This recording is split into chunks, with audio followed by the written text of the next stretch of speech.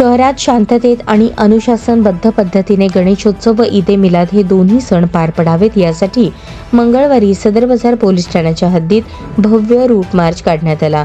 Route march Moula Ali चौक, जगदंबा चौक, 7 रस्ता, Ashwini hospital, बेडर पूल परिसर अशा गर्दी आणि संवेदनशील भागातून काढण्यात आला। यावेळी पोलीस अधिकारी आणि कर्मचारी मोठ्या संख्येने सहभागी झाले होते।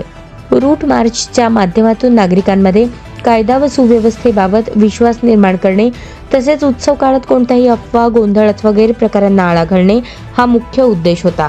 पोलिसांनी परिसरात पायी गस्त घालून नागरिकांशी संवाद साधला।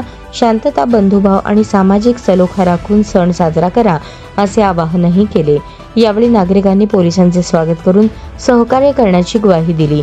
रूट मार्च दरम्यान परिसरात तैनात करण्यात आलेले अधिकारी व जवान सतर्क राहून पहारा देत होते।